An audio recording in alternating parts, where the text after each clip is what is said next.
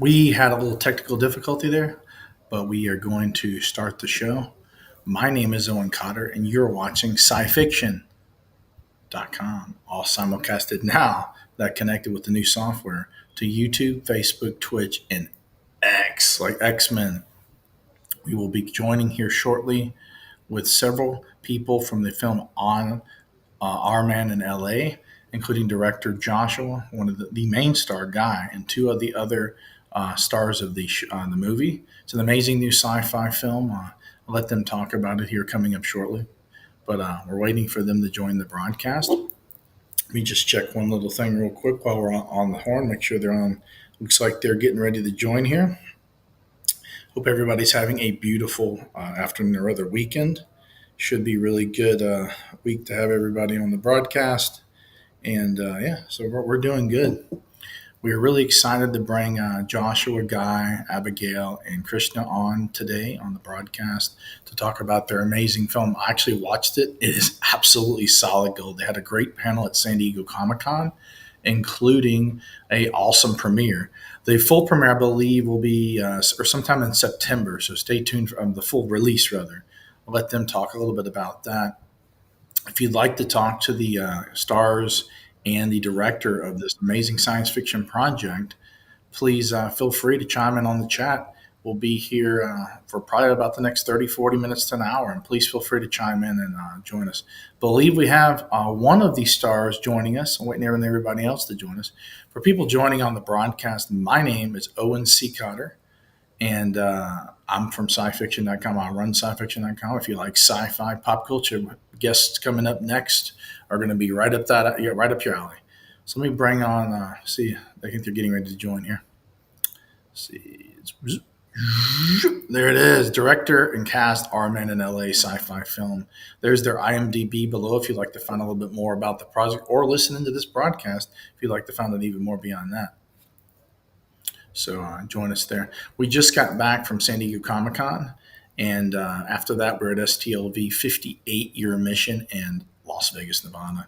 So that's a Star Trek themed event. We've got a lot of content we're going to be compiling and releasing over the next following weeks. My editor is working on that. He's out of the country, but he's still working on it. Talked to him last night, doing really well. We've got what's he coming up on? Not this week, but next week we'll be in Los Angeles doing filming on a special sci-fi project for 3 or 4 days down there for 12 hours a day. It's gonna be amazing.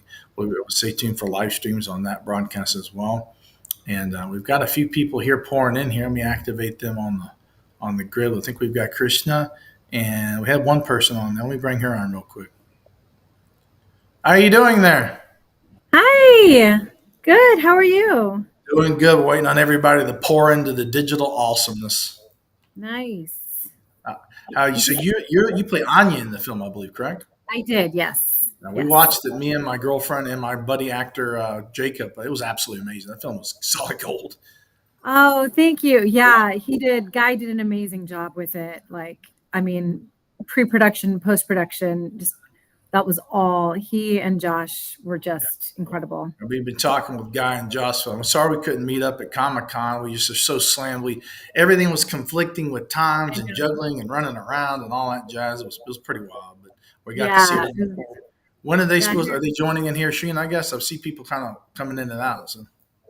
Yeah, I think so. At 2:30, everyone was. That's 1 minute. So we'll see. Your great. character was like she worked for like that corporation, and then she ended up working with NASA. How was that kind of getting into that kind of what would you wrap your brain around that kind of a character? Have you done any kind of characters like that before? I've played like scientists and doctors before, but that was this character specifically was very very knowledgeable and just the whole idea of hi. Abigail's there. How you doing there, Abigail? Hello. How's it going? We're talking about the movie and all the good jazz that y'all been doing with the amazing project. Oh, amazing. It's nice to meet you. I'm Abigail. Hi. Nice to meet you as well. So you did the voice for the VR, his daughter, I believe, right? Yes, I played Bunny. Yeah, I thought it was a very amazing way, y'all. I've never seen a movie, jump into VR and use that as a plot device for storytelling. I mean, when you knew you were going to be in the VR a lot, how did that how did you prepare for that? Have you ever done anything in that kind of a technical world? Or? I've never done anything like that at all. It actually was my first ever time doing voiceover work in general. I'm an actress, and I've never just used my voice before. I've always, been physically acting rather than just using my voice. And so it was an interesting experience. For sure, for using it as a plot device, that was one of my favorite parts.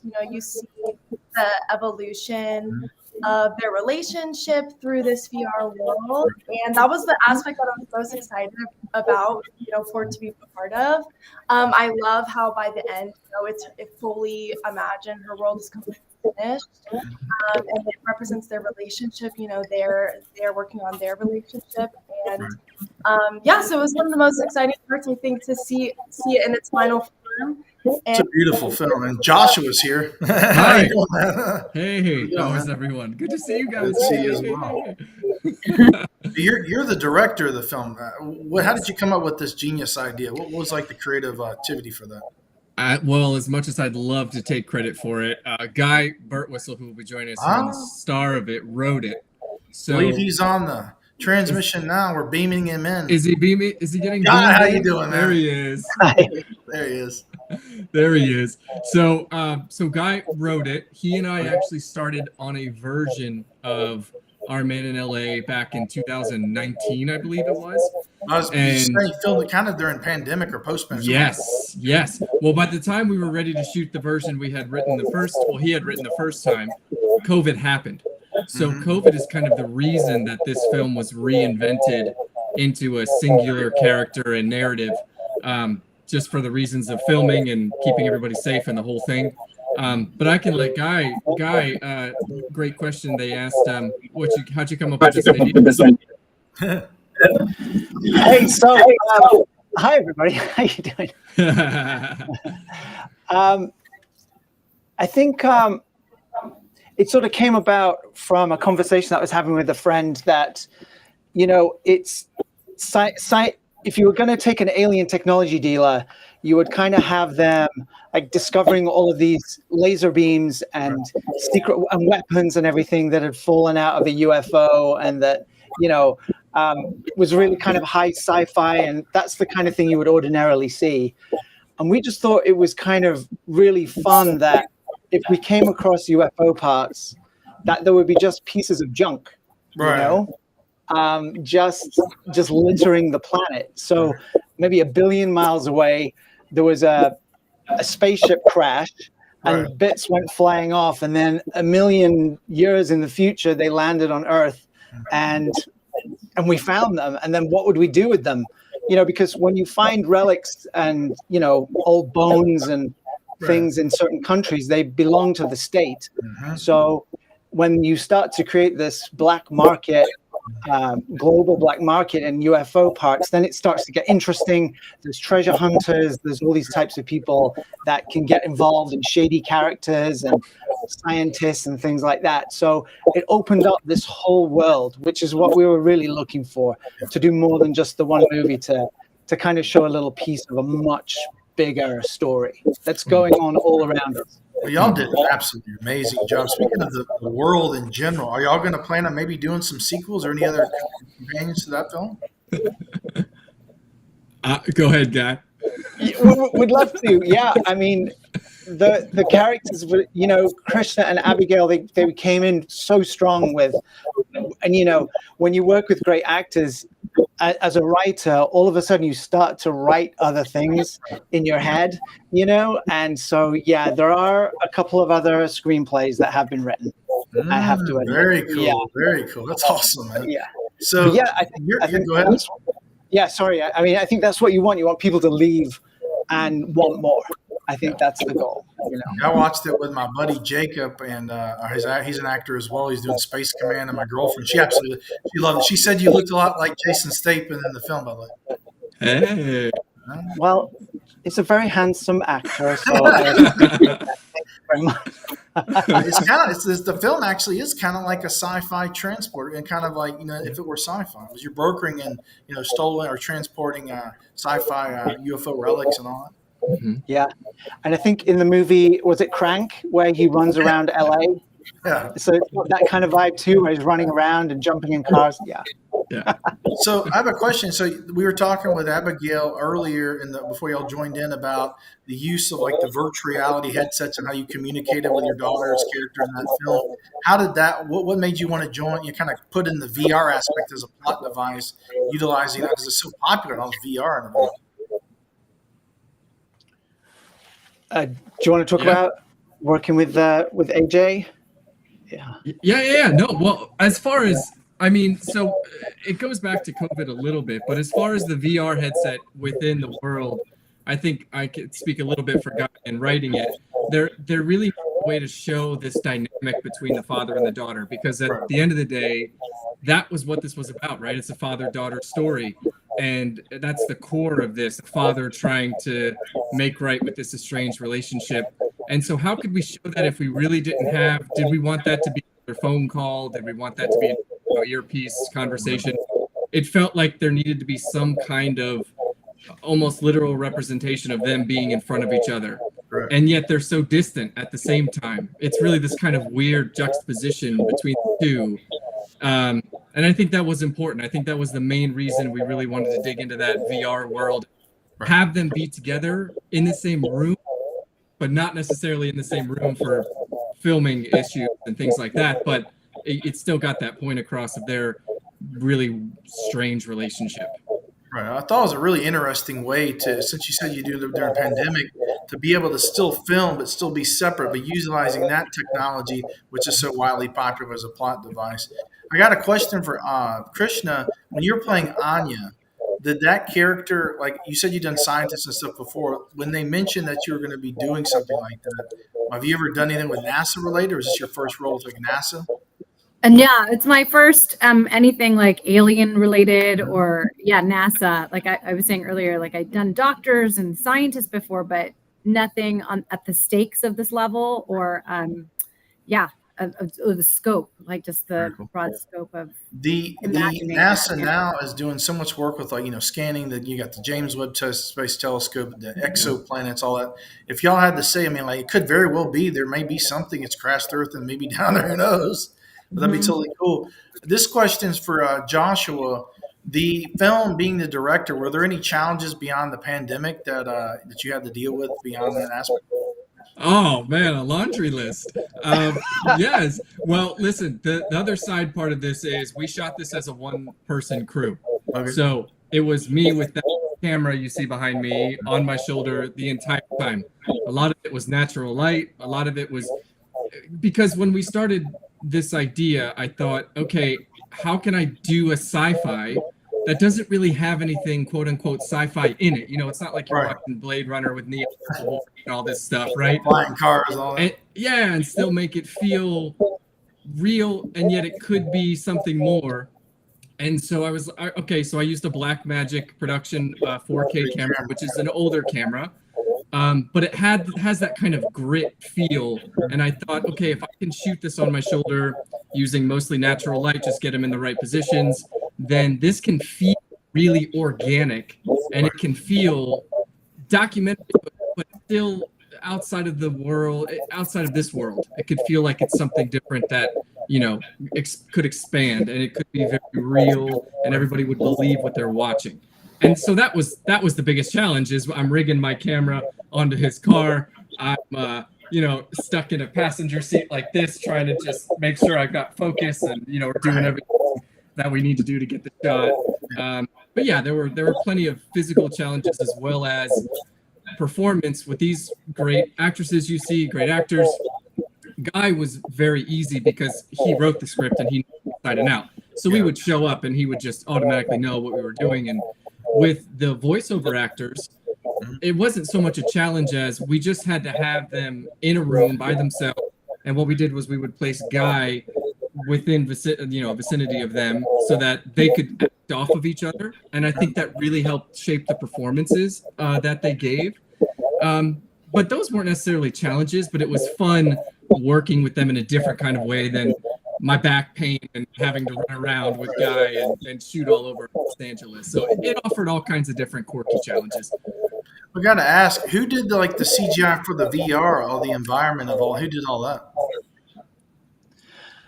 So that's a mystery person who's doing us a favor and works for a larger gaming company. Yeah. That won't let them do things on the side. I will say we got very lucky. We were So very we fortunate, can't- and it was That's- great. Yeah. We were so pleased with the result and what we got. And then even the VR in the end, or not the VR, the NASA bunker at the end. I always told Guy from the beginning, I said, look, no matter what happens, that ending has to be epic because it has to leave the audience sitting there going, okay, even if, you know, heaven forbid, even if somebody didn't enjoy the film, then they could watch that ending and go, okay, that I'm hooked. I'll at least watch the next one because that was how you end it, right? That was epic at the end. How did y'all, that whole thing, how did y'all do, like, you set that up? Was that in a bunker, you said? And what was the special effects? Was there CGI in that? Or? Yeah, it was all pretty much, I mean, a lot of it was Unreal Engine, to be honest. Okay. A lot of it was Unreal Engine. And then we actually green screened the two folks in the breathing suits, the respiratory suits. Those are green screen actors. And then we just made them smaller and put them in Unreal Engine world and green screened them out. So yeah, we just kind of different elements. We made it work and add some music and light beams out the top and you're jamming. So, curious question, who did the music? Go ahead, Guy. Yeah. And I have to give a shout out to Matt Wagner, who was the VFX artist for the closing scene in the bunker. And the score was Kirsten Evans and Thomas Eggensberger. They're a couple that created the music in a very short amount of time. We wanted to do a new score for Comic-Con, and they came in and delivered in less than 10 days. So we got lucky. Yeah, you said that great premiere down there. Yeah. Premiere at Comic-Con and the panel that was down there. You said that was really good. Yeah, the big turnout. When is the film going to be released? Like September, October, or like to the public? Yeah, so it's being prepped right now for delivery, and we're hoping to get it to the distributor at the end of next week. So hopefully September. Yeah. I got to ask a question. The film is I like the ending. It was a very positive message. What is the overall message that you Guy, and everybody likes, in your own words, like to deliver to the fan base of the sci-fi movie? Starting with you, Guy. Everybody else can think about it. So what's the message of the movie? So, and I've noticed there's been a lot of talk about this in the press, especially entertainment press, about entertainment needing a message. You know, and I really think it's down to the individual. Like if we've done anything, it's made somebody take an hour or two out of their lives just to enjoy themselves. That's the point of entertainment for me, and not have to kind of impose anything upon them. But during the watching of the movie, if something occurs to them about their own relationship with their family member, or just a thought about this crazy universe that we live in, that we're a rock flying through this infinite space, you know, I think if we've done something to give them a broader perspective about life, I think that's great. But I don't really have a message. I love the film. It's a very fun film, and I like there's a positivity to it as well. What about you, Josh? Yeah, you know, for me, it's just about, for me, the message was always from the start. I was really interested in, like I said, the father-daughter dynamic. And for me, based off that, it was always just about showing up. You know, I'm about to be a parent myself. So it was interesting for me. Thank you. It was interesting for me to dig into that. So for me, it's just about, it's never kind of too late to rekindle a relationship, to reach out. And that was really what I wanted to get across in dealing with this father-daughter relationship. And hopefully people can see that and get that from the film. Awesome. What about you, Abigail? Yeah, I mean, I think I'm a little biased just because I play Bunny, but I do think at the core it is about the father-daughter relationship and your, relationship to your family, and that, you can always change, you can always make things for yourself. And, as an actor, there's always truth in fiction. It's a science fiction, so it's a fictional scenario. But at the core, that's the most important part is the family. aspect that people can actually relate to. Yes, there's a possibility.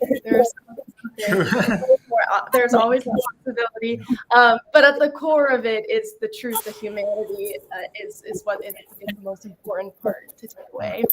What about you, Krishna?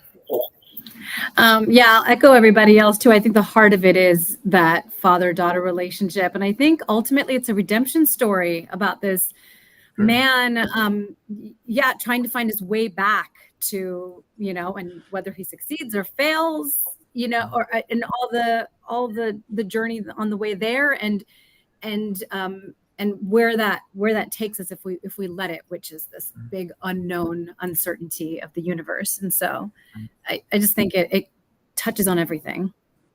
Well, this question is for Guy. Since you're the main actor in the film and you also wrote the film, for people getting into like acting or want to get into writing or creating film, what's some like words or something you could kind of give them to keep them on track or take them to the next level and beyond? Oh, for people that want to become actors or writers, screenwriters, or screenwriters. I became a screenwriter out of necessity because I just wasn't going out for parts that there weren't a lot of science fiction movies about a guy running around, trading UFO parts. So right. I had to write that myself. So it was out of necessity. Yeah. But I think I think one of the things that binds us all together on this project, from my understanding, is that everyone has really thrown themselves deeply into training and learning the craft of acting. And there is so much joy in going to a class and working with a group and working with a teacher. And it's hard and it's painful, especially in the beginning. But it's really fulfilling when you start to see results. So if anyone's really looking to do this, I would encourage them wherever they are in the country or the world to just surround themselves with like-minded people and just throw themselves into it. And then they will have the sort of the willpower and the momentum to take them through the tough times, because it is tough. It's tough these days. Anyway, I'd be interested to hear what Abigail and Krishna think too. What's y'all's viewpoints on that? Starting with Abigail. Yeah, I just think you just can never stop, because you're just going to hear so many no's. I hear no's every day, audition every day. And just, if you truly love it, this is truly what you want to do, there's no stopping. They're just, you just have to continue, because if it's all that you have in you, that's what you are meant to do, to write, to act. If that is, you are meant to be a storyteller, then you're going to storytell. So you just got to keep going. What about you, Krishna? I was going to say, I think Guy is a phenomenal example of just that there are no limits or boundaries of what you can do. We're no longer just waiting for our opportunities. We have so much more agency now, more than ever. I mean, with our phones, with everything. And so just you can be busy. You can be busy even when it's slow, because you are working on your projects and you get to write what you want to do. You can work with the people you want to work with, and there's just no limits. And so I think it's a really exciting time for everyone in the industry. There really is. And now you've got all these tools now. Like you said, the green screen with these OLED volumes now they use for like film and stuff, like all the big ones too, like for Mandalorian and all that. I got to ask y'all, each one of y'all, what if y'all grew up on sci-fi? I know you got to be fans. Some of y'all, what were some of y'all's favorite sci-fis? One or two, at least one big one for each of y'all. Starting with you, Joshua. Ooh, favorite sci-fi group. So for me, I mean, I don't want to be cliche though. I feel like I have to come up with something different. I mean, I'm gonna say Blade Runner. That's just nice. It's just one. I mean, I've already said it here, but one that I think is horror, but I consider sci-fi, is Event Horizon. Ooh, Sam Neill, right? With Lawrence Fishburne. Great film. That had a profound. I watched that too young, probably, but it had a profound impact on me, and storytelling and the horrors of space and just the whole thing. I mean, even more than Alien. So I would say Blade Runner, then Horizon. Very cool. What about you, Guy? Yeah. I mean, I grew up watching Doctor Who on the telly, as a kid, and just the TARDIS, and it was so. When you look at it now, like the props are just I mean, you really have to take a leap Right. to imagine the Daleks and everything. But just the idea behind it, that he would walk into this telephone box and then it would be this massive Spaceship. time traveling, it was just brilliant. I think the most significant thing for me has been a book. Is a book actually. It's called Roadside Picnic, which I go back to over and over and over. I find it's one of the most brilliant pieces of science fiction storytelling. Now, what's the name of that book again? It's called Roadside Picnic. Roadside. I'm gonna check that one. I won't take up any time talking about it, but It's all good. I want to check that one out for sure. It's Very cool. What about you, Abigail? Yeah, I mean, I love Dune. I love both, and the most recent adaptation. Yeah, I just absolutely love it. I'd be lying if I didn't say that like Mass Effect wasn't my favorite science fiction. I know that's a lot of video game series, yeah. Yeah, but I think we're seeing now more than ever like the appreciation of storytelling in video games, because like we just saw The Last of Us and how amazing it was adapted into a TV show. So if I could see a Mass Effect TV show, that would be great. That'd be awesome. That'd be some craziness. I know they did Halo and they've done like a lot of other ones. I'm curious to see what the new Mortal Kombat supposed to be a sequel to that. I'm curious what they do with that. Yeah, can't wait for that. Yeah. What about you, Christian? I didn't know you were a gamer, Abigail. That's cool.